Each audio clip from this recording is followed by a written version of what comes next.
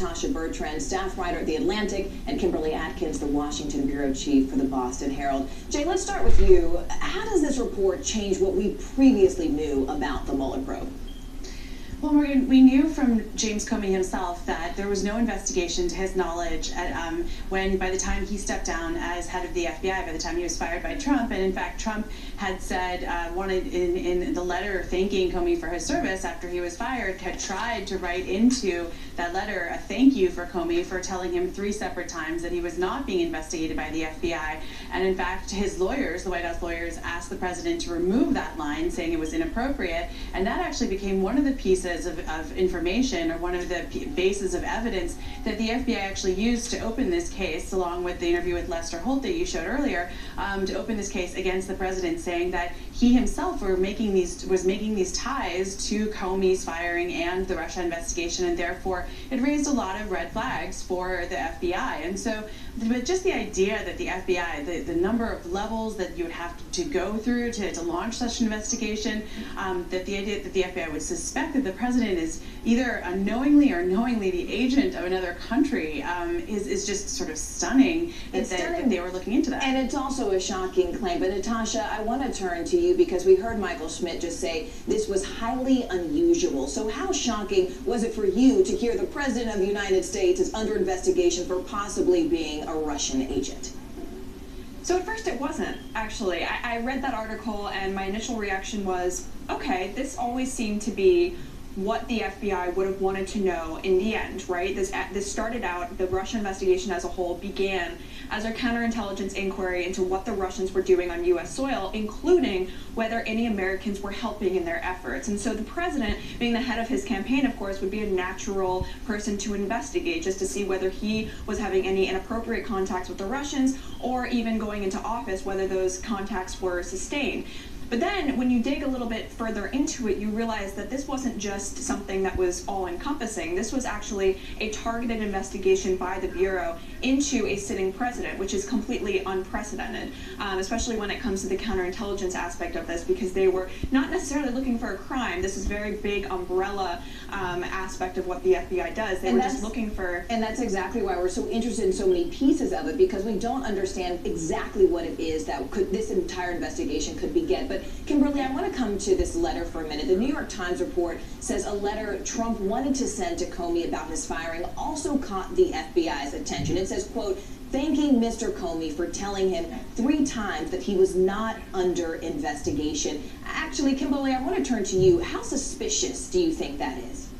Well, it is. I mean, that was one of the most remarkable aspects of the story when James Comey was fired. The fact that a lot of it had to do with this insistence by the president that he go forward and message publicly that the president wasn't under investigation by the FBI. I mean, it seemed like a classic case of thou dost protest too much. The president was clearly worried about a potential FBI investigation into him and his own activities. And what's really remarkable about this is I think both Jay and Natasha are very right that on the one hand it wasn't really surprising at all, but on the one hand it's extraordinary that the president is not only that an FBI investigation was opened into the president, but was based on so many activities he was doing in plain sight. An interview with NBC, his messaging to the FBI agent that he fired, meeting with Russian officials in the Oval Office, talking about, among other things, how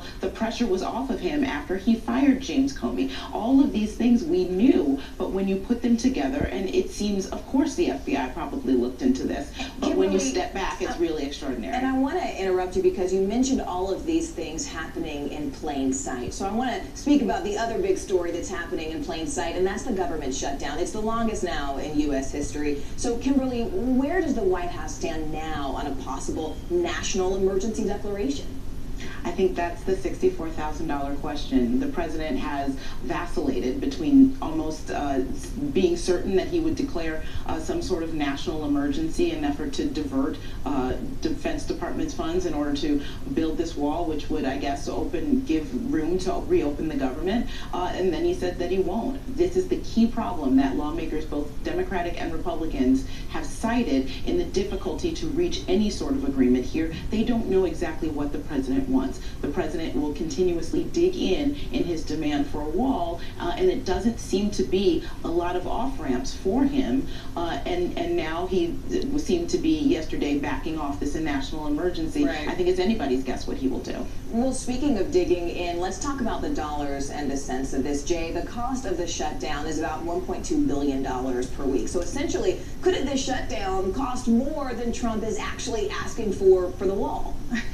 Absolutely. I think we were certainly getting to that point. I mean, this has already been the longest shutdown in government history. But just to build on what Kimberly was saying is that, I mean, Donald Trump really does this to himself every time, right? Like, there was no investigation until he put his foot in it and made all these statements about the firing of Comey, and then all of a sudden there is an investigation into him. And so he kind of triggered his own investigation. Similarly, with the government shutdown, he's, he's the one who got us into the government shutdown by saying, you know what, we're not going to sign those bills. I know I agreed to originally sign them, but I'm going to change my mind. I'm not going to sign them.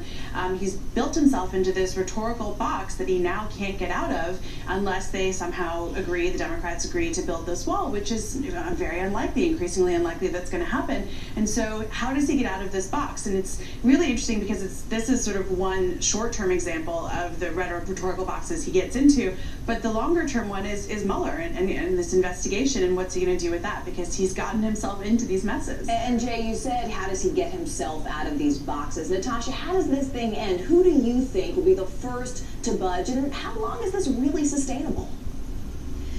Well, just looking at it from a national security perspective, which is what I spend every day trying to figure out, is how this shutdown has affected people who are on the front lines of national security and intelligence. It is absolutely not sustainable. I mean, I know just last week the FBI Agents Association came out and said, we are going to run out of funds for our operations. This is going to make us less safe as a country. Same thing with TSA agents, same thing with people throughout the Department of Homeland Security who are either furloughed or having to work without pay. Their budgets are also shrinking, and I think that is a really important overlooked point here. So in terms of wanting to keep the country safe, which of course is the profound irony of this entire shutdown to begin with, then I don't think it's sustainable, and I think that someone's going to have to budge sooner or later. I don't know who that's going to be. And the question is, when will it be? Thank you so much, Jay, Kimberly, and Natasha, for joining us this afternoon. It's been a pleasure speaking with you.